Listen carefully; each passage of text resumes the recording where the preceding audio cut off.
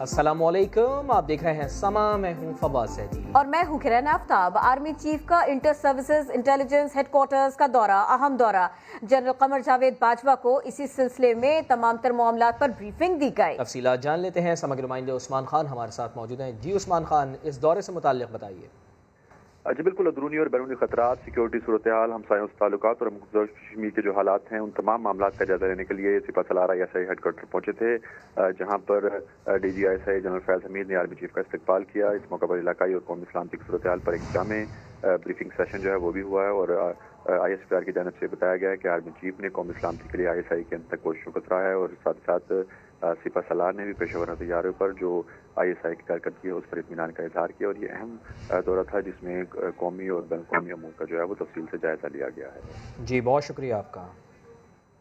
نادرا کے تعاون سے اب وراثتی سرٹیفکیٹ کا اجرا 7 سال کے بجائے 15 روز میں ہوگا۔ وزیر اعظم عمران خان نے اسلام آباد والوں کو خوشخبری سنا دی ہے، کہا اس اقدام سے سمندر پار پاکستانیوں کو بھی بہت فائدہ ہوگا۔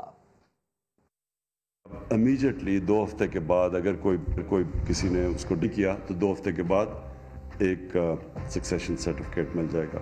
اسلام آباد والوں کے لیے اچھی خبر، اب وراثتی سرٹیفکیٹ کے لیے برسوں تک عدالتوں کے چکر کاٹنے کی ضرورت نہیں، صرف 15 روز میں وراثتی سرٹیفکیٹ آپ کے ہاتھ میں ہوگا۔ وزیر اعظم عمران خان کہتے ہیں سہولت کا سب سے زیادہ فائدہ عام آدمی اور تارکین وطن اٹھائیں گے۔ ہمارا جو جوڈیشل سسٹم ہے وہ اتنی دیر لگا دیتا ہے زمینوں کے کیس کے اندر کہ لوگ پھر پیسے دے کے، اگر کسی نے قبضہ کیا تو اس کو پیسے دے کے تو اپنی جان چھڑاتے ہیں۔ عمران خان نے کہا کہ کرمنل جسٹس سسٹم میں اصلاحات اور خواتین کو وراثتی حقوق دلانے کے لیے بھی کام کر رہے ہیں۔ عورتوں کو جو شریعت کے اندر ان کو انہیریٹنس ملنی چاہیے، وہ شہروں میں تو شاید کئی شہروں میں ملتی ہو، دیہات میں بالکل نہیں ملتی، تو وہ بھی ہمیں اس طرح وہ بھی آٹومیٹک ہونا چاہیے۔ تارکین وطن کو وراثتی سرٹیفکیٹ کس طرح فراہم کیا جائے گا، وفاقی وزیر قانون فروغ نسیم نے بتا دیا۔ پوری دنیا میں جہاں جہاں بھی پاکستانی مشن ہے وہاں لیگل ایز جو ہیں وہ جائیں گے۔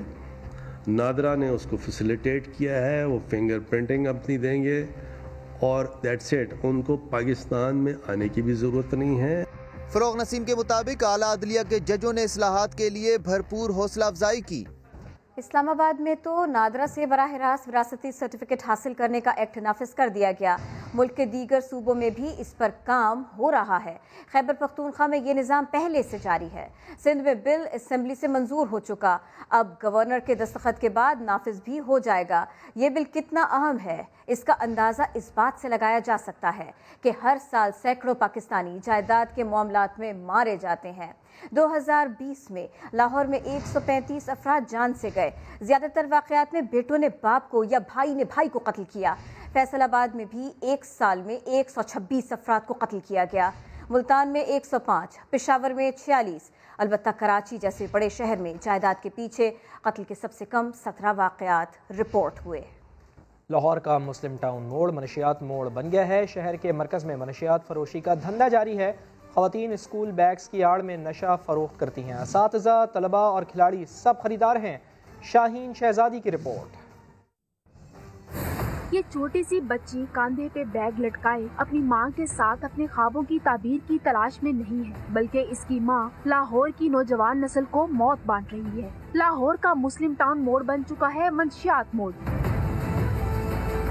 بچی کو یہ پیسے پاکٹ منی کے نہیں دیے جا رہے، بلکہ منشیات سے حاصل ہونے والی رقم بچی کے بیگ میں ڈالی جا رہی ہے تاکہ نہ کسی کو شک ہو، نہ ہی ماں پکڑی جائے۔ سب کچھ ایسے کھلے عام ہو رہا ہے جیسے لاہور پولیس لمبی چھٹی پہ جا چکی ہے۔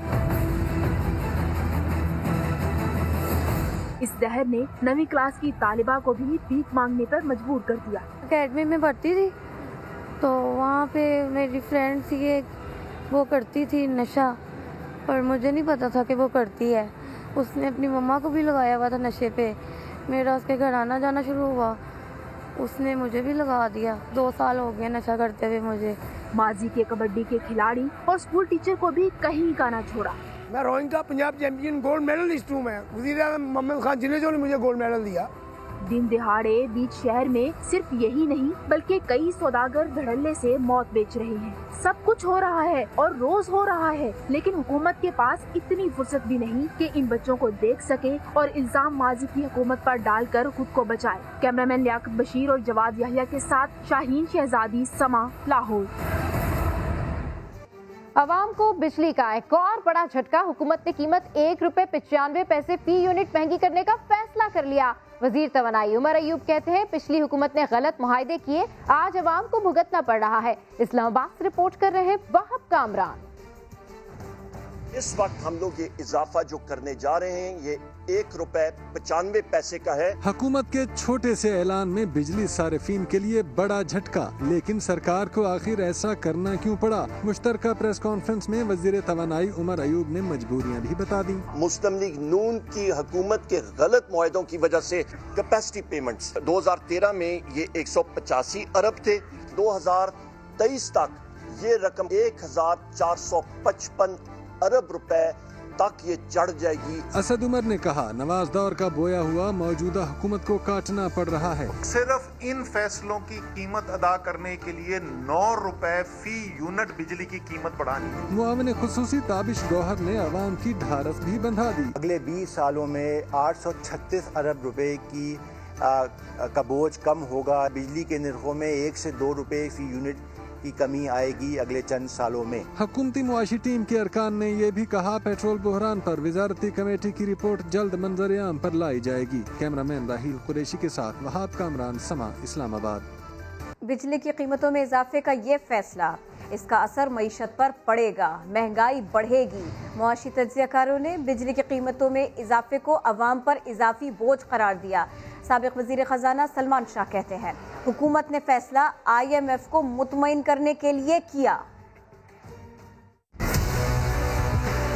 बिजली की कीमतों में इजाफा। साबिक वजीर खजाना सलमान शाह कहते हैं मकरूज मुल्कों को ऐसे तल्ख फैसले करने पड़ते हैं कि आपने IMF प्रोग्राम बहाल करना है और इसलिए उसके जो टर्म्स हैं उसमें ये है कि आपने अपनी फुल कॉस्ट रिकवरी करनी है, तो उसकी वजह से ये इंक्रीज किया जा रहा है। तजियाकार हसन खावर का कहना था कि बिजली की कीमतें बढ़ने से महंगाई कम करने की कोशिशों को धचका लगेगा। हमारा वो तबका जो महंगाई से आगे ही पिस रहा है उसके ऊपर भी इसका काफी बुरा असर पड़ेगा।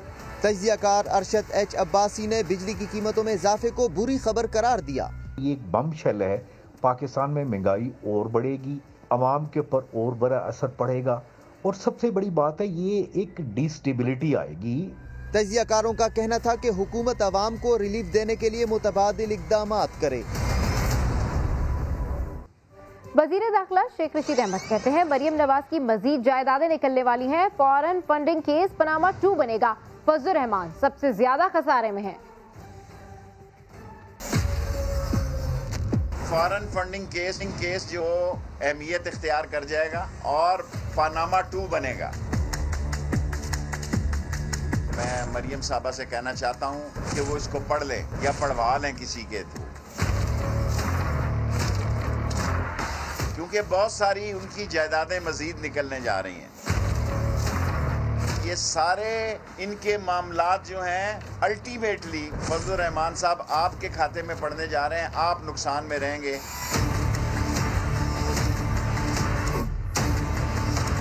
ये बड़े समझदार लोग हैं, पहले भी आपसे हाथ हुआ, अब भी आपसे हाथ होगा। इसराइल की आप रैली करने जा रहे हैं, ओ बाबा किसी की जुर्रत है इस मुल्क में इसराइल को तस्लीम करें। मैं अपने से बड़ा काम नहीं करता और किसी का काम नहीं करता। मुझे जो इमरान खान ने वजीर दाखिला की हैसियत से जिम्मेदारियां सौंपी हैं वो करूंगा, उसमें किसी और को मुदाखलत नहीं करने दूंगा। मुस्लिम लीग नून के रहनुमा ख्वाजा साद रफीक कहते हैं कि एहतिसाब के नाम पर इंतकाम लिया जा रहा है। पूरी कौम देख रही है कि election commission foreign funding case में क्या करता है। इस इलेक्शन कमीशन ने इंतखाबात करवाए तो वो क्या होंगे। پوری قوم دیکھ رہی ہے کہ الیکشن کمیشن آف پاکستان کیا کرتا ہے. فارن فنڈنگ کیس پہ واضح ترین جو ثبوت ہیں اور شواہد ہیں، اس کے باوجود بھی فیصلہ نہیں آتا. اگر آئندہ ملک میں الیکشن بھی اسی نے کرایا، الیکشن کمیشن ہے، تو وہ کیا الیکشن ہو؟ احتساب کے نام پہ پہلے بھی اب یہ بتاتے رہے ہیں محض انتقام لیا گیا ہے. برے طریقے سے احتسابی عمل ایکسپوز ہوا ہے کہ اس کے بعد کس کی کوئی گنجائش باقی نہیں رہی. سارا احتساب جو ہے یہ پاکستان میں اپوزیشن کے لیے ہے. جب یہ جادو کا محل گرے گا، اس کے ملبے کے نیچے یہ احتساب بھی گرے گا. اپوزیشن گرتی نہیں ہے کیونکہ وہ کھڑی زمین پہ ہوتی ہے، گرنا اس میں ہوتا ہے جو اوپر ہوتا ہے. اب وزیر اعظم صاحب کو یاد آیا کہ لائیو کوریج جو 6 سال سے وہ فارن فنڈنگ کیس میں اسٹے آرڈرز کے پیچھے چھپے ہوئے ہیں. پیپلز پارٹی اور مسلم لیگ نون کے خلاف اپلیکیشن دی ہے، یہ صرف کاؤنٹر کرنے کے لیے دی ہے نا. 1 2 نہیں 125 گواہ. تفصیلات تھوڑی دیر بعد. کراچی میں JUI کا اسرائیل مخالف مارچ. پارٹی رہنما ہو یا کارکن، لیاری ایکسپریس وے پر ٹول ٹیکس دیے بغیر ہی سفر کیا. انتظامیہ خاموش تماشائی بنی رہی. سلمان احمد کی رپورٹ دیکھیے. جمعیت علماء اسلام کا کراچی میں اسرائیل نامنظور ملین مارچ. کیا قائدین، کیا رہنما، جس کا بس چلا قانون کی دھجیاں اڑا دی.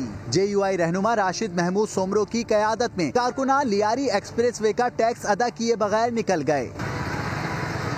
پابندی کے باوجود موٹر سائیکلیں، رکشے سب ہی ایکسپریس وے پر دوڑتے نظر آئے. انتظامیہ بے بسی کی تصویر بنی رہی. مجبوری ہے بھائی، اتنا بڑا ریل ہے، ان کو کون روک سکتا ہے ابھی، تو اس لیے مجبوراً ہمیں ان کو چھوڑنا پڑے گا. اس سے پہلے JUI کے سیکریٹری جنرل راشد محمود سومرو اور رہنما مولانا غیاث میڈیا کو اپنی اپنی مرضی کے روٹ بتاتے رہے. یہاں سے ہم لیاقت آباد سے حسن اسکوائر سے پرانی سبزی منڈی، جیل چورنگی، وہاں سے مزار قائد. نہیں، لیاری ایکسپریس. یہاں سے ہم سیدھا جائیں گے لیاری ایکسپریس وے سے سیدھا حسن اسکوائر سے سیدھا جیل چورنگی سے پیپلز سیکریٹریٹ کے سامنے والی چورنگی، اور وہاں سے سیدھا جلسہ گاہ انشاءاللہ. دونوں رہنماؤں کی ناقص حکمت عملی کی وجہ سے کارکنان چکرا کر رہ گئے. 2 بار ریلی کے شرکا لیاری ایکسپریس وے سے یو ٹرن لے کر سوراب گوٹ پہنچے. کیمرامین راشد عشرت کے ساتھ سلمان احمد، سما، کراچی. خبروں میں آگے دیکھیے. لائن بناؤ، ویکسین لگواؤ. وزیر اعلیٰ سندھ سید مراد علی شاہ کے خلاف کرپشن ریفرنس میں بڑی پیش رفت. نیب کو وعدہ معاف گواہ مل گیا. ٹھیکیدار امجد حسین نے سب بتا دیا. وزیر اعلیٰ سندھ کے خلاف 125 افراد گواہی کے لیے تیار. سما نے مکمل فہرست حاصل کر لی. اسلام آباد سے رپورٹ کر رہے ہیں سہیل رشید. سندھ کے وڈے سائیں کی مشکلات بڑھ گئیں. اومنی گروپ کی جانب سے جعلی اکاؤنٹس کی رقم پر فرنٹ کمپنی کھڑی کرنے اور پھر مراد علی شاہ کے ذریعے اسی کمپنی کو نوری آباد پاور پلانٹس کے ٹھیکے دلوانے کا ریفرنس. وعدہ معاف گواہ نے سب کچھ اگل دیا.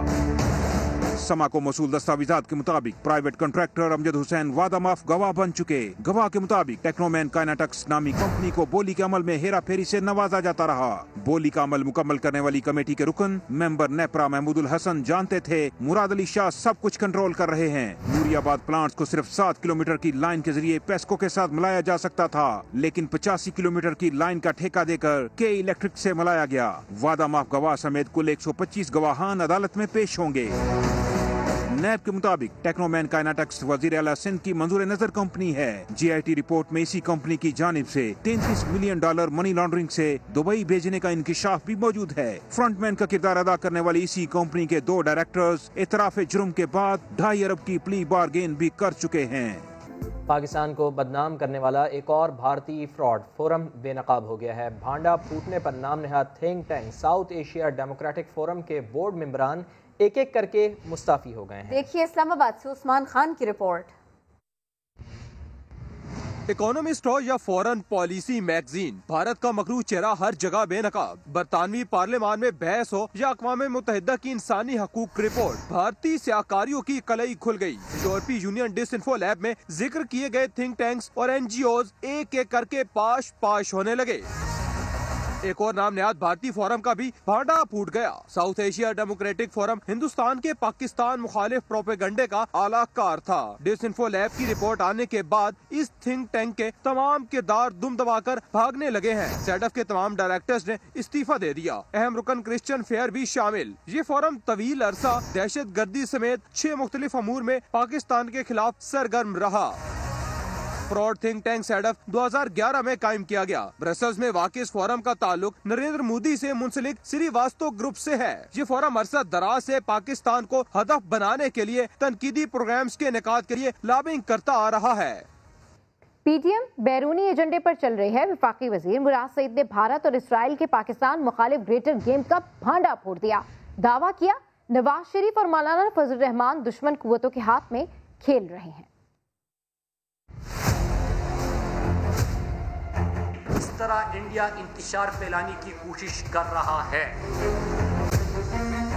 EU डिसइंफो की रिपोर्ट पढ़ी है और फिर 20 सितंबर से आज के दिन तक PDM के स्टेट से दिए जाने वाले बयानात, अजीत दोवल के बयानात, इंडिया इसराइल का ग्रेटर गेम प्लान, आजाद बलूचिस्तान का नारा, मज़ार कायद की बेहुरमती, कराची में उर्दू जुबान वालों के खिलाफ जहर उगलना, पंजाब जाके लाहौर में लाहौरियों की तस्लील करना, खैबर पख्तूनख्वा जाके लड़ा और बर का नारा लगाना, किसकी सोच, किसके बयानिए और किसको निशाना बनाया गया। नवाज शरीफ की लंदन में लॉबियस्ट से मुलाकातें होती है पाकिस्तान की फौज के खिलाफ और एक करप्ट को डेमोक्रेसी का डेमोक्रेटिक चैंपियन के तौर पे पेश करना। अजीत दोवल के किरदार को देख लीजिए, मौलाना फजलुर रहमान की उससे मुलाकात को देख लीजिए। मौलाना फजलुर रहमान की मुलाकात क्यों हुई, किस हवाले से हुई और किन नुकात पे बहस हुई, और क्यों नवाज शरीफ ने वफद इसराइल भेजा। पिछली हुकूमत में उन्होंने जिस तरह खत्म नबूवत कानून में तरमीम की कोशिश की थी, याद है आपको। जंग बहुत बड़ी है और जो किरदार आपको यहाँ पे नजर आ रहे हैं वो मोहरे हैं। इसराइल को किसी सूरत तस्लीम नहीं करेंगे। JUI सरबराह फजलुर रहमान ने कराची में इसराइल नामंजूर मिलियन मार्च से खिताब किया। कहा फॉरेन फंडिंग केस में साबित हो गया कि PTI ने भारत और इसराइल से फंड्स लिए। जमीयत उलमा इस्लाम इसराइल के खात्मे की बात करेगी और फिलिस्तीन की आज़ादी की बात करेगी। फॉरेन फंडिंग केस ये बता रहा है कि इमरान खान को 2018 के इलेक्शन के लिए पैसा जहां दूसरी दुनिया से आया था, वहां पाकिस्तान दुश्मन दो मुल्कों से भी आया था, एक हिंदुस्तान से और एक इसराइल से। कराची वाले खुश हो जाएं, चिंची और टूटी फूटी बसों से छुटकारा मिलने वाला है। गवर्नर सिंध ने ग्रीन लाइन बस चलाने की तारीख दे दी। सिंध हाई कोर्ट में पब्लिक ट्रांसपोर्ट से मुतालिक केस की समाअत हुई। गवर्नर सिंध की जानिब से जमा कराए गए जवाब में कहा गया सिविल वर्क्स का दूसरा फेज मार्च 2021 में मुकम्मल हो जाएगा। विफाक 3 साल के दौरान मंसूबे के लिए सिंध को 11 अरब रुपए फराहम करेगा। अदालत ने महकमा ट्रांसपोर्ट से तहरीरी जवाब तलब कर लिया। और कराची वालों के लिए एक और अच्छी खबर है कि वफाकी वज़ीर ख़जाना अब्दुल हफीज़ शेख की ज़ेर सदारत एक्निक का इजलास हुआ है, जिसमें greater Karachi water supply scheme का 25 अरब 55 करोड़ रुपए लागत का मंसूबा मंजूर कर लिया गया है। मज़ीद जान लेते हैं, समग्र नुमाइंदे शकील अहमद हमारे साथ मौजूद हैं। शकील अहमद, ये तो बहुत अच्छी खबर है कराची वालों के लिए। जी हाँ, आज एक्निक ने 250 अरब रुपए के 9 मेगा तरक्याती मंसूबों की मंजूरी दी है, जिसमें कराची ग्रेटर वाटर सप्लाई का 25 अरब 55 करोड़ का मंसूबा भी शामिल है। जिसमें 26 करोड़ गैलन इजाफी पानी मिलेगा और साथ साथ कराची में सॉलिड वेस्ट इमरजेंसी प्रोजेक्ट की भी मंजूरी दी गई है। 16 अरब 80 करोड़ लागत आएगी और सैलाब से जो तबाही होती है उससे बचा जा सकेगा। एक्निक ने कोरोना और दीगर कुदरती आफात के लिए 70 अरब रुपए की मंजूरी दी है, जबकि पाक चाइना ऑप्टिकल फाइबर केबल के फेज 2 की मंजूरी दी गई है, जिस पर 37 अरब 91 करोड़ रुपए की लागत आएगी। तो इस तरह 9 मेगा कौमी मंसूबे हैं जिनकी आज मंजूरी दी गई है और कराची का जो प्लान है उस पर अमल दरामद में भी पेशरफ्त होगी। बहुत शुक्रिया आपका। किरण, एक सवाल है कि क्या मोबाइल फोन का वजन 27 किलो हो सकता है? बिल्कुल, यही हमें समझाएंगे मुदस्सिर नज़ीर। आपका मोबाइल फोन 5 किलो का है? नहीं, आपका मोबाइल फोन 22 किलो का है। जी नहीं, आपका मोबाइल फोन शायद 27 किलो का है। क्या मोबाइल फोन का वजन इतना होता है? जी हाँ, जब मोबाइल फोन का गलत इस्तेमाल हो तो इसका वजन इतना ही होता है। ये ऐसी डिवाइस है जो होती तो हाथ में है, मगर इसका वजन कंधों पर आता है। जितना चाहें इसको सर पर सवार करें और अपनी सेहत का सत्यानाश करें। अब आपको ले चलते हैं एक्सरे रूम में और दिखाते हैं कि कैसे एक पाव से कम का ये मोबाइल फोन 27 किलो का हो जाता है। अगर मेरी गर्दन की पोजीशन 0 डिग्री पर हो और मेरे मोबाइल फोन का इस्तेमाल तवील हो तो मेरी गर्दन, पट्ठों और रीढ़ की हड्डी पर तकरीबन 5 किलो वजन आएगा। और अगर मेरी गर्दन की पोजीशन तकरीबन 45 डिग्री पर हो और ये वजन 22 किलो बन जाएगा।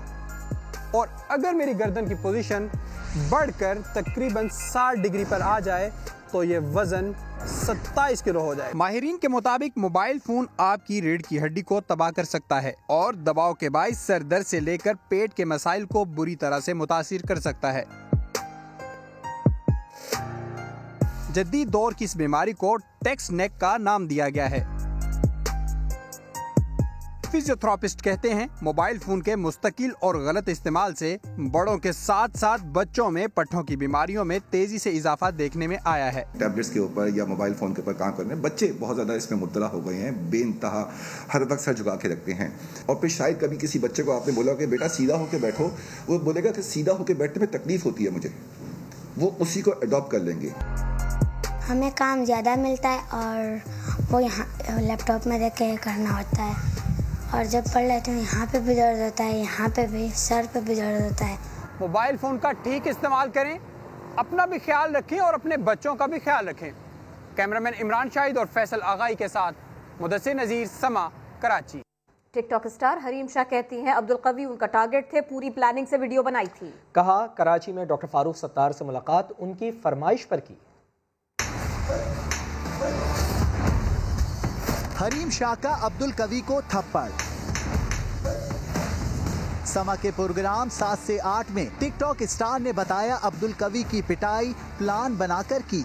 आपने ये मारपीट करने के लिए और उनको एक्सपोज करने के लिए बुलाया था। अब्दुल कवी साहब को टारगेट कर लिया। हाँ, मैंने किया टारगेट, क्योंकि इस बार को मैं वो नहीं करूँगी। मुफ्ती अब्दुल कवी मेरा टारगेट थे। मगर हरीम का ये अमल उनकी वालिदा को पसंद न आया। सुना है आपकी वालिदा इस बात पर नाखुश है, नाराज है। मेरी मामा ने मुझे डांटा है। क्या कहा उन्होंने आपको? उन्होंने कहा है कि अब ये रहता था ये भी कर लिया। हरीम शाह ने दावा किया कि कुछ अरसे पहले फारूक सत्तार की फरमाइश पर उनसे मुलाकात की।